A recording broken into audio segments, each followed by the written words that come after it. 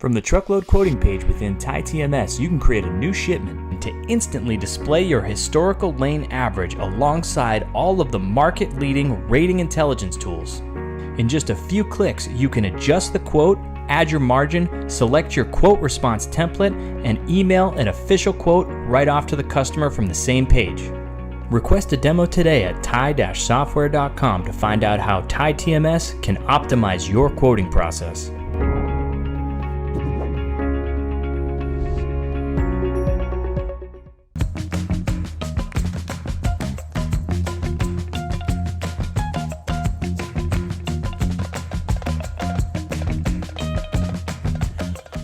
Back to another edition of Check Call. Today we are covering the world of freight payment. Don't forget to subscribe to Check Call, the newsletter, on FreightWaves.com if you haven't already. Before we dive into our guest interview, there is some news in the world that you should check out. Automaker Tesla broke ground a few weeks ago on a $375 million lithium refinery in Corpus Christi, Texas. Elon Musk, the CEO, said that the refinery could produce enough lithium to build about 1 million electric vehicles when it's scheduled to open in 2025. As we look ahead a few years, a fundamental choke point in the advancement of electric vehicles is the availability of battery-grade lithium. This refinery will make Tesla not the only major automaker in North America refining its own lithium. China currently dominates processing and global distribution of lithium. The refinery is the latest Tesla facility in Texas after the company moved its headquarters from Fremont, California to Austin in 2021. Tesla also opened its Gigafactory, Texas, in Austin that same year, where the company produces Model Y electric vehicles. Musk's other companies, SpaceX, The Boring Co., are also based in Texas. This week's Sonar Chart of the Week is the track lane from Nashville to Cincinnati. Spot rates have started a downward trend on this lane as capacity loosens. Outbound tender rejections have decreased 111 basis points week over week, and outbound tender volumes have dropped 3.72%. As long as outbound tender volumes and rejections continue to decline, spot rates will continue their downward trend. The one slightly good thing is that because it's such a short haul of about 270 miles, spot rates will be higher than the long haul alternatives in each market. Today we are joined by Sean Smith, head of product at Denim. Welcome to the show, Sean. I am very excited to have you today. Hey, thanks for having me. Super excited. This has been a long time in the making. We met at F3 and I pretty much fell in love with Denim from the get-go. It was the mini golf pad for me. Best conference lure people in tool ever. It was great. And then, you get captured by the dazzling personalities of Denim. I got your email last week and I was like the Robin Williams from Jumanji. It was like, what year is it? How long has it been since we haven't talked to each other? Exactly, but we're here. We're fixing that now. But for those who do not know you or Denim, can we get some background on you and kind of how you got started at Denim? Yeah, so I look after product for Denim. Joined about 2 years ago. I think it was like the 17th employee or something like that. We're up over 70 now. Prior to Denim, I did another startup in the short haul space. It was a dump truck marketplace, like for Uber for dump trucks. And then prior to that, I spent a bunch of time in consulting at Oliver Wyman and Pricewaterhouse. And worked with a lot of big companies and realized that big companies weren't for me. And so here I am. Maybe not you don't want to be the tiny wheel in the big corporate machine. Right. Small fish, big pond, I think in that case. But for those who might not know about Denim or freight factoring or the difference between financing and everything like that, what is the biggest difference between a line of credit and factoring, and then also how is that different from just normal freight payment? Yeah, so a line of credit is like a bigger, more cost-effective credit card. So you can spend whatever you want, you accrue interest based on the days that you have the money out, and then you pay it all back, right? To the extent that capital is available to you. So you can spend it on office furniture or carrier payments or whatever. That's like your typical line of credit. Factoring is a little bit different.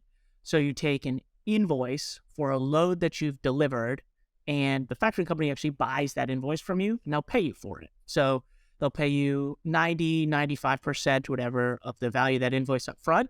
We or whoever the factor is will make the payment to the carrier for you on your behalf. We'll go and perform the collections on your behalf from your shipper, and then we'll take our fee on the collection, and then we'll give you kind of the remainder.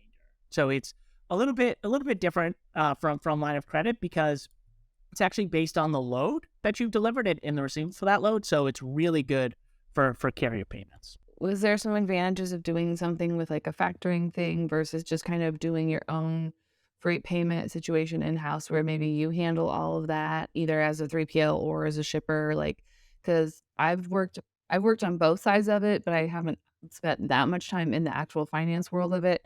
So to me, it always seems easier to just kind of do your own freight payment, but I also understand all the challenges that come with that. So I guess what is kind of the allure of one over the other? This has come up a lot recently. So like I'm sure as everyone's seen over the news, the feds are raising rates. We hope that they're done. They might not be done. We don't really know. These lines of credits are typically priced on like a prime plus. So you get so many percentage points over the prime rate. I think the prime rate now is like 8 or 9% or something. So it's like quite high, right? So that interest rate can fluctuate. Think of like a variable rate mortgage for your house as opposed to like a fixed rate mortgage of the same payment every month. The other thing that's really different is the funds that you have available. So as line of credit, you can take it out all at one time. With factoring, you kind of get it on a per invoice basis, and then the use of those funds can be different. So like for the case of factoring, we need to pay your carriers first, and then you can use the rest of the money for whatever you want. Line of credit, you can do a bunch of different stuff. The advantages and different disadvantages kind of stem from those big three differences. So the advantages of a line of credit is that you have control over the payments and you have control over the collection. So you basically just have a relationship with the bank, right? So that allows you to have like a ton of flexibility to do whatever you want. The advantages of factoring on the other side are you have a fixed fee for this particular invoice, like 1% or 3% or whatever it is. The factoring company also manages your AP and AR processes. So you don't have to have as many folks on staff to manage that sort of stuff. We have brokers at Denim that are doing $1 million a month by themselves, right? They don't have like a administration kind of department. And if you have a factor like Denim, who is familiar with transportation, familiar with working with freight brokers, we have a ton of tech that we actually layer on top of it. So like we integrate with your TMS, we provide the accounting specific to your brokerage, we give you insights related to lanes that you've run or particular accessorials that you're spending on. We provide you a little bit more flexibility based on the type of work that you do. So if you go to your banker and you ask them what a POD is, I think they're going to kind of give you a funny look where, we know these folks, right? And these are people. Now, the disadvantages are for the line of credit, the interest is variable. So you can take the up with the up and the down with the down, and you kind of have to like manage that. The other thing about line of credit is that you need to have long-standing, excellent credit in order to be able to do it. So a lot of these small and medium freight brokers and 3PLs are not going to qualify, or if they get one, it's quite small, like it's a Amex 20K line or something. And if you're trying to do $500K a month, $20,000 of a credit line, it's not going to get you very far.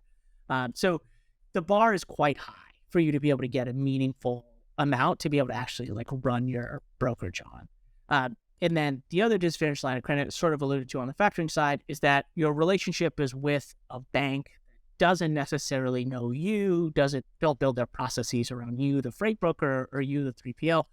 So you have to run all of that overhead yourself. Kind of as you said, right? You've got to hire folks, you have contractors, maybe you're doing stuff offshore, there's people you have to manage, right? There's all those expenses. So that kind of is a good trade-off on the line of credit side. On the factoring side, you really need to be able to use the money first to pay the carrier, and then the rest you can use it for whatever you want, and that money becomes available to you as you. So if you're running a really high volume brokerage, right, like a decent volume brokerage, this isn't a problem for folks because they can spend money on whatever they want to spend money on because they'll have those funds available to you, and the flexibility is not there as much with factoring. But we're rolling out some things at Dental we've done in the last few months now that sort of bridging gaps for folks that are looking for a little bit of the best of both. So you can provide all the tooling and all the kind of services that a factor provides with some of that same flexibility that you get from a line of credit. I kind of like it. It's like you mentioned, you have to have basically flawless credit as a company to be able to get anything remotely decent from your bank, and no one really wants to have. I mean, I bet that those points on that Amex card would be pretty legit towards if you could work it that way somehow. But that's not always how someone wants to run their business. I get it. It Yeah, makes it we a have little some shippers that want to pay credit cards. Like, wow, good for you. I believe in you. like go for it, chase your bliss. But I mean, it's not for me, but don't get me wrong. As an individual, I will play that credit card points game till the cows come home. Absolutely. If you're giving me free money, I will absolutely play that game. But I'm also not running a $1 million empire out of my house. I'm literally just like going and getting groceries and want to get a free upgrade on a flight the next time I go. Like, that's all I'm trying to do. No, totally same. But you better believe company dinners, my card's going down first because I'm getting those points. Absolutely. Because especially if you get those like the casual, the Chase Reserve or the Chase Sapphire, you get like 5 times, 6 times, like you get all the times points on it. And I'm like, oh, You get your clear membership too, skip the line. It's kind of nice. that's a whole other episode, how to hack your credit card. I have done it. I have done the research. Your girl's currently working points to try and get a free flight to Tokyo. So stand by. I love that for us, though. So anyway, not really related to freight in any way, shape, or form. But hey, if you're a shipper that wants to try to get free flights to Tokyo, I bet you could get that a lot quicker than I could. We get plenty of debates about card points. Early in my work life, consulting's like a 4-day a week travel kind of gig, right? So if you're not playing the game, then you're really leaving money on the table. You touched on some of the tech stuff that Denim has. I guess for people who are still cutting checks to their carriers, and yes, it hurts to say when someone pays via check in the mail, which, let's agree, it's 2023. Let's stop mailing payments. We don't need that anymore. It's not it. It's not it. It's not the look. It's not the vibe. Move along. So I guess, do you have to be a certain size of a brokerage to really benefit from some of that tech-enabled freight payment or freight factoring stuff? Or is it mostly for like your medium to large sizes or your super big brokerages like your C.H. Robinsons?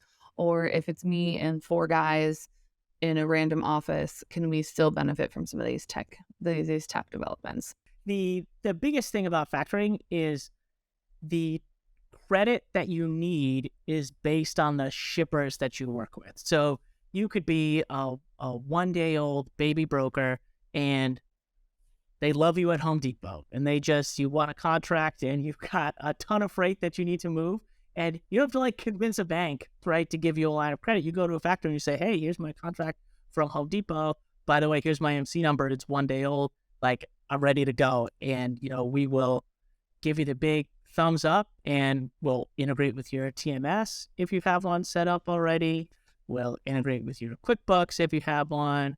We'll give you all this reporting. We'll help you with some of the workflows, help you make sure you don't get yourself in trouble. Yeah, so we're all over it for sure, no matter the size. Just like parents and children, you guys are there to make sure that a tiny baby broker doesn't yeet itself off a cliff and do something stupid. You're just like, no, we're going to stay on the mountain, not jump off the side of it, no matter how tempting it might look today. Right. It's like, hey, you remember that contract that you got from a gmail.com address for a ton of money? Let's take a second look together. Maybe we'll just do it together. Just some quick homework. Let's double check that at svcglobal.net. Right. We care. Our operations people care. We care about us because our money is at risk, but we also care about you because we're in this together, like we're in this together. That being said, do you guys see a lot of like, I don't want to say like fraud, but like a lot of sketchy shipper deals where you're like, hey, let's double check this and maybe talk about what a red flag is? Yeah, we definitely see our share. The thing that we see a lot of is especially newer brokers, especially in markets like these, you see something that's a little too good to be true. You feel like it's your ticket, right? And you're jumping in and you're ready to rip. And I think a lot of that, we provide a lot of those safeguards for our clients, right? So we'll run these verifications for them. We'll check paperwork audits for them. We have some folks that have signed up and have sent us pictures of their licenses that are just like a picture of a hot dog. It's like, all right, well, we're going to check these pictures. You can't do that. You can't be doing that. I truly really like that. It's kind of that built-in security net, not only for you guys, because you have the money and you could stand to lose the most, but also just as that added security net for your shipper. If you do have a baby broker that's like, I'm not super familiar with doing this, so we're just figuring this out, and you guys are kind of there to be like, whoa, let's discuss the definition of a red flag.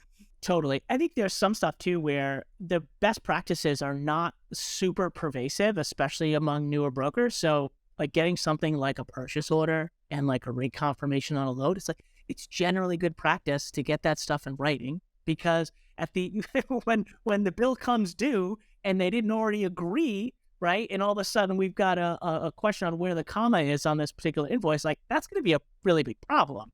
I mean, the difference between like $100, 1,000, and 10,000, it's just a couple zeros and a comma. Yeah.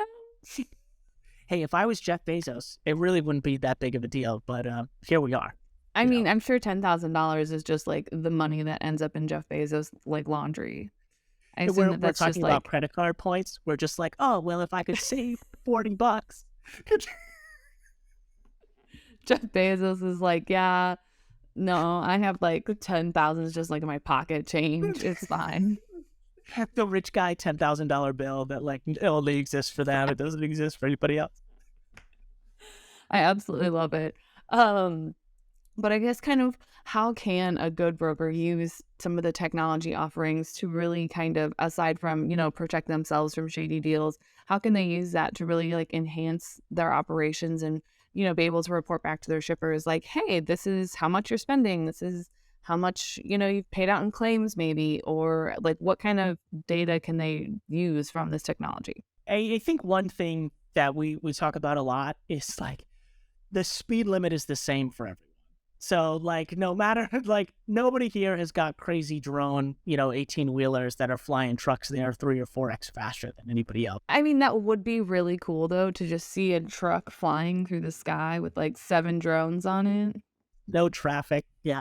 The speed limits are the same for everybody. So providing great service, being able to provide them the transparency, create the trust that they need to create, provide them all the tools, give them insights. These are ways that freight brokers can differentiate today. I think you saw we rolled out a manifest earlier this year, this like smart broker program, and this is kind of the newest evolution of freight brokers that we see in the market today. Is this like the digital brokers, the Convoys and Uber Freights of the world that we've talked about, and then the smart brokers is like the next wave of your pen and paper, T-card stacking freight broker, because they've got tech behind them. They look and feel like a person, a human being, but all of a sudden they've got, this operation that allows them to create a really intimate and deep relationship with their customers, but all the power behind them of some of these gigantic brokerages. I guess what's one of the like one things that you have, what's like your one piece of advice to someone that's still maybe living in the dinosaur age, cutting paper checks to carriers, because that's a great idea. It's not, that's sarcasm. Please note that that's sarcasm.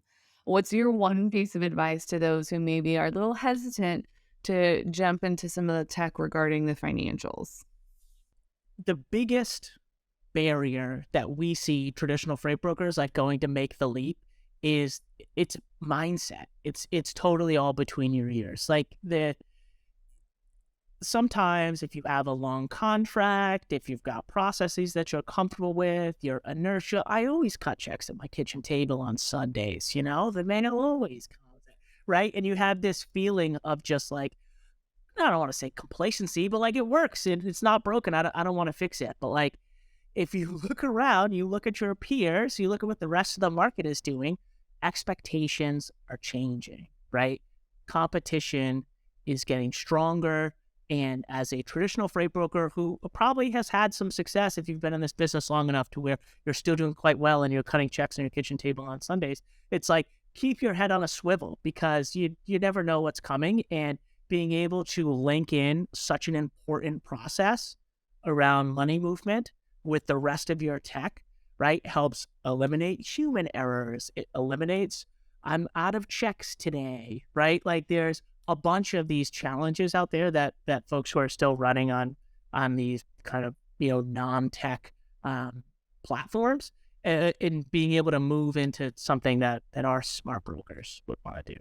It's kind of one of those, just because it can be done that way doesn't necessarily mean that it should be done that way. That's not necessarily the wrong way to do it, because it's not wrong. It's just, it's not great. It's not great. No, it's not great. We can be better. We can all do better. Yeah, totally. And it's not just payments, right? There's like a huge portion of a broker's tech stack that, like, when everything all sings and works together, that there's incredible chef's kiss. Yeah. Chef's kiss. Like I was talking the other day to somebody, and we're like, yeah, gone are the days where like we wait for a trucker to get to, or a driver to get to a truck stop where they can fax us something. No, if I have to figure out, 1, where the fax machine is, 2, how to work it, and 3, if we even have one that's probably attached to some printer scanner combo, if I have to figure that out, I'm out. Mary, I saw on a Factors website, I think it was like a week or 2 weeks ago, it was like, no hard copies required for paperwork. And I was like, why is that even a question? Why do people even asking that? That's a thing, that people are mailing hard copies of paperwork. What a wild time 2023 House has a front door. It opens and closes. Why do we need to talk about this? It's not a normal thing. Exactly. Maybe I should start looking in real estate listings to see if the front door works. Because I would just assume that it does, but my bad. We got to advertise, apparently, that's exactly. Okay. Speaking of advertising, not really, but the one thing that everyone that comes on the show, one thing that everyone comes to the show has to answer. It might be the hardest question you're asked all day. Are you ready for it? I'm so ready. I can't wait. I am very looking forward to this answer. Is a hot dog a sandwich? A hot dog is absolutely a sandwich. Yeah, a Pop-Tart is a sandwich. A burrito is a sandwich. I am sandwiches for everyone. Everything is a sandwich. If you think hard enough about it, calzones can be a sandwich. They're all sandwiches. Sean. Come on. I see your point, and I understand where you're coming from. However, I have to wholeheartedly disagree. A Pop-Tart is not a sandwich. It is it's a pastry. It's not even in the same category. It's got filling. There's breading around it. It's sealed on all sides. There's not a gap in the middle. It's like a pocket more than anything. Yeah, but so is a burrito. Burrito's sealed on all sides. A burrito looks a lot like a sandwich. It's not. It's a burrito. It's a cylindrical cube. Hot dog is absolutely cylindrical. But it's not covered with carbohydrates on all sides. What's a wrap? A wrap is a carbohydrate on all sides. That's a wrap. So a burrito is a wrap, but a hot dog is not a wrap. But a hot dog is a burrito with just part of the bread. No, it's not, because the bun doesn't go all the way around. It is a top-down convertible burrito. That is what a hot dog is. Okay, so if anyone wants to talk to you about these ridiculous opinions, or if they have any other for factoring or freight payment questions, where can they find you outside the show? Come and find me on LinkedIn. I'm Sean Smith on LinkedIn. Come talk to us at dinner. I might even join a sales call or two if you hop on and chat with us. I like it. You guys heard it here first. Go to denim to make it happen. Denim. All right. Thanks so much for joining us. Thanks. Find Check Out the Podcast anywhere you get your podcasts, like Apple Podcasts and Spotify. Don't forget to check out all the other incredible FreightWaves podcasts, such as Tracks Through Time and Truck Tech. Don't forget to subscribe to the newsletter on freightwaves.com/checkcall. See you on the internet.